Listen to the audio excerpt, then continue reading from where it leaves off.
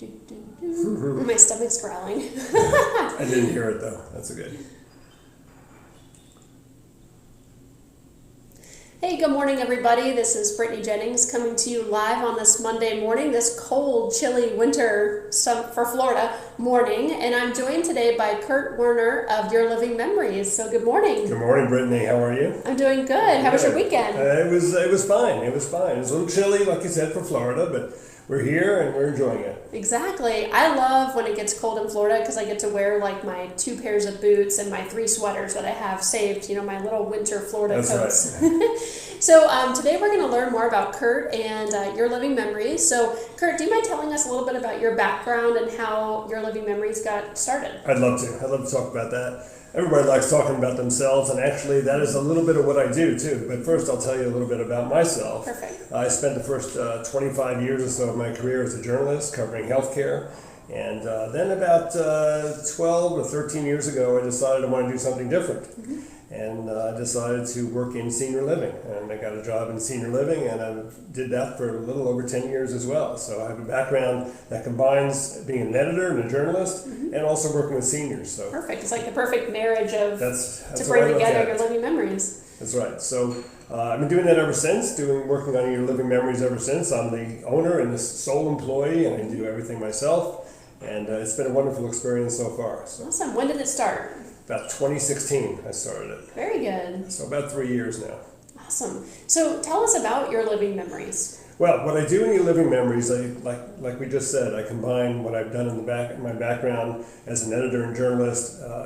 I'm someone that likes to ask questions, mm-hmm. and it's really important. He said I needed to ask him questions. I like to ask questions, and that's what I like to do. Okay. And so what I do is with my clients, I'll work with my clients to tell their life story, okay. to help them preserve their life story. That's the most important thing. People in general don't do that. They talk about doing it. I once bought my mother a book where she could fill in all sorts of stories about herself. She never touched it. Right. And that's very typical. People procrastinate and then they can't do it any longer. Or they find that they think that their life is not interesting.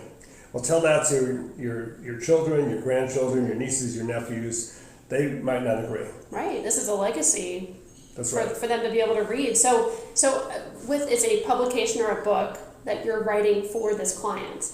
And tell us like how long can that take? And I'm sure you're going to say it's different for everybody. It is. But what does that look like, kind of on average? Sure, I can. Let's unpack that a little bit. Mm-hmm. Maybe we start with the process where it starts. Absolutely. Because it can take. I've had one client to take over a year, maybe a year and a half to do. We're in the finishing stage, the ending stages right now of his project.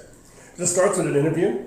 And the interview is like we just go meet in a Panera or someplace like that, or at their home. We frequently do that as well. And there's no charge at all. And we talk about what their vision is, what my client's vision is for their project, what they'd like to see in it, who their target is, who they like to read it, which is really, really important too. Right.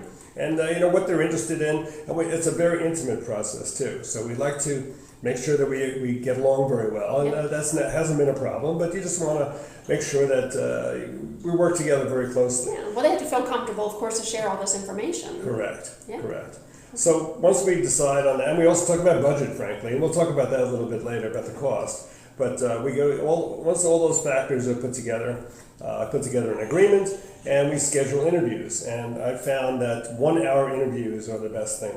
And generally, most of the time, I'd say 90% of the time, we'll do it at my client's home. Okay, in the privacy of their home. In the privacy of their home, and we schedule it anytime they want. And so we'll go in there and we'll talk about their life. And we'll talk about, it depends upon how much time they want to spend. Mm-hmm. If somebody wants to spend somebody wants to talk about their life starting from age 10 through 80, mm-hmm. it's going to take a lot longer and probably cost more than somebody who wants to focus on one aspect of their life. Mm-hmm. And I've had both. Some people want to focus on one aspect. Other people want to talk about everything. Yes. But it just runs the gamut. Awesome. So tell us about personal history and why that's important.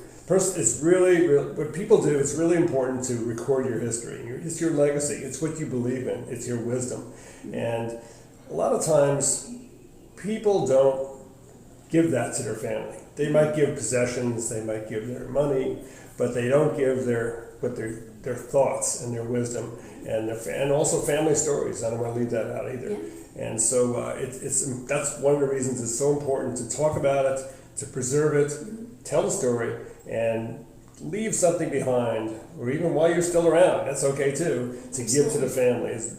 Families love it, absolutely love it. And even beyond the finished product, you were telling me, Kurt, that you actually provide them recordings as well. That's right. They get to keep the interview recordings. Those 1 hour recordings I just talked about, everything's recorded. And so what I do is at the end of when the project's completed, my clients get the book with photos, by the way. That's amazing. People provide photos, put together an actual book, and they also get the recordings. And the recordings are really, people don't think about it, they're really important. I don't know how many times I've spoken to people who've lost their parents or a loved one of some kind, and I say, do you have any recording of their voice? And most of the time the answer is no. People save voicemails, they save answering machine tapes, if you can remember those. Yeah. And they save anything, but most of the time people don't have it. My own father died 14 years ago, and I remember his voice. Each year it gets a little bit hazier. Right. I have no recording of his voice. To be able to, and especially to be able to hear them get excited or talk just through the different emotions of their life and hear that, it would be everything. I'm trying to think of the right word. I mean, that would mean everything to somebody to, thinking about my loved ones and hearing their voice and their stories, family stories, or, moments in their life that were important to them. And what also I've found is that very often people are more comfortable speaking to a stranger, someone outside the family. That's true. And so when people are afraid of, this family dynamics and family politics really, but they'll tell everything to me. And I don't know if it's just me or just the fact that... I think it's you. It could be just me, but the fact that people are more open to a stranger, and that helps tremendously. Because it's a very intimate process. We talk about almost anything they want to talk about. I mean, not almost. We talk about anything that my clients want to talk about. I love that. And, sometimes we'll laugh. That's common. Sometimes we'll cry. That's common too. There's a lot of things going on in people's lives, and the process opens up really a whole new experience for people. And I really enjoy it myself. It's very exhilarating. You find out so many interesting things about people. Just walking down the street, everybody's got a story. Yeah. And this is a great way for people to record that story and make sure that story stays alive. And it does. I love it. It's an ongoing legacy that you'll always have and to pass on through generations. So tell us, we touched a little bit on procrastination, which I am honestly, I'm there. But tell us why somebody may not do this. What are some of the things that come up in life that you see why people wouldn't record? Procrastination is by far number one. They say, I'm going to do it myself. They never do. I'll do it tomorrow. I'll do it tomorrow. That's typical of a procrastinator, such as yourself, Brittany. Guilty. But beyond that, people are afraid a little bit. It's a little bit overwhelming. And I always tell people, you can do it yourself. You don't need me. Right. I can help, but you don't need me. You can do it yourself. But that sort of scares people a little bit, because just think about sitting down and writing about yourself, pages and pages and pages. It's not easy. It's also, it helps to get someone like myself and prime them a little bit. I was just going to say, ask the proper questions and lead people around. And that's really my background as an editor and a journalist. It really comes in handy. Perfect. Well, and you talked about as well, like health. Some people want to tell a story, but they may be at an age or a time in their life where their health isn't at this place where it needs to be. That's right. That happens too. So I have my clients. Today. My oldest current client is 94. Wow. And I also have one who's in her mid-60s. So it really runs the gamut, and you just never know what you're going to get. The stories I hear are incredible. And that's because people's stories are incredible. They are. And like you said, some people feel like, I don't have this, life that's worthy of sharing. But I think the little things in life mean the most. They really do. So I think it's so important to be able to share those. Tell us a little bit about the budget side of things. So how does that work when you sit with a client and talk about that? It's a great question. I get that question all the time.